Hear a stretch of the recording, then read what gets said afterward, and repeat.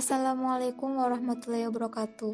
Perkenalkan, kami dari kelompok 1 ingin mempresentasikan hasil diskusi kami yang berjudul Penerapan Total Quality Management Pendidikan, yang beranggotakan Ahmad Zainul Mutakin, Astri Okta Afianti, Atika Asmulhani, dan Dewi Dawatul Khairoh. Pengertian Total Quality Management.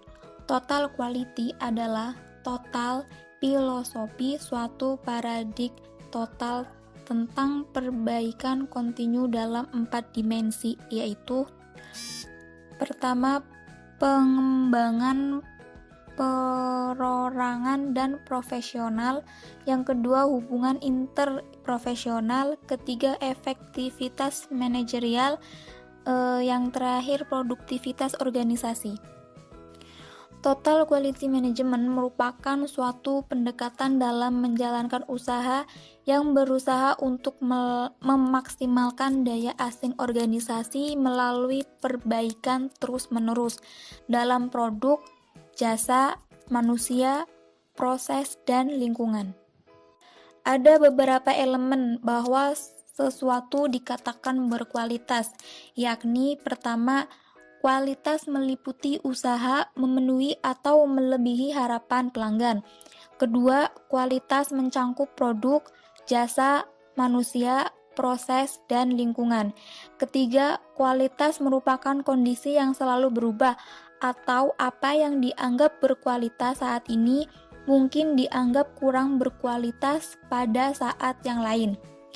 Keempat, kualitas merupakan suatu kondisi di mana yang berhubungan dengan produk, jasa, manusia, proses, dan lingkungan yang memenuhi atau melebihi harapan.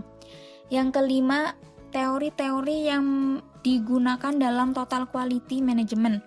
Yang keenam, penerapan Total Quality Management dalam dunia pendidikan. Yang terakhir, Total Quality Management yang dianggap sesuai diterapkan dalam pendidikan. TQM dalam pendidikan diterapkan pada 3 tingkatan antara lain. Pertama, tingkatan yang paling rendah adalah kepada proses manajemen suatu sekolah. Manfaat utamanya yaitu di dalam peningkatan efisiensi dan biaya lebih rendah. Yang kedua, tingkatan yang kedua adalah peningkatan kualitas mengajar secara menyeluruh untuk siswa, mencangkup filosofi mutu dan metode dan alat. Dan yang terakhir, tingkatan yang paling tinggi adalah total quality dalam belajar. Ini adalah suatu filosofi pengajaran yang didukung oleh sekumpulan alat yang komprehensif dan dikendalikan oleh para siswa dan staf dalam rangka mengidentifikasi, meneliti, dan menghilangkan penghalang bagi belajar.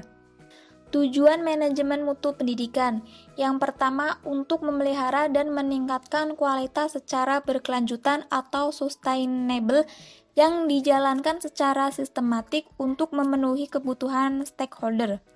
Yang kedua, memperoleh masukan agar konsep manajemen ini dapat diimplementasikan dengan mudah dan sesuai dengan kondisi lingkungan Indonesia yang memiliki kerangka kultur, sosial ekonomi masyarakat, dan kompleksitas geografis.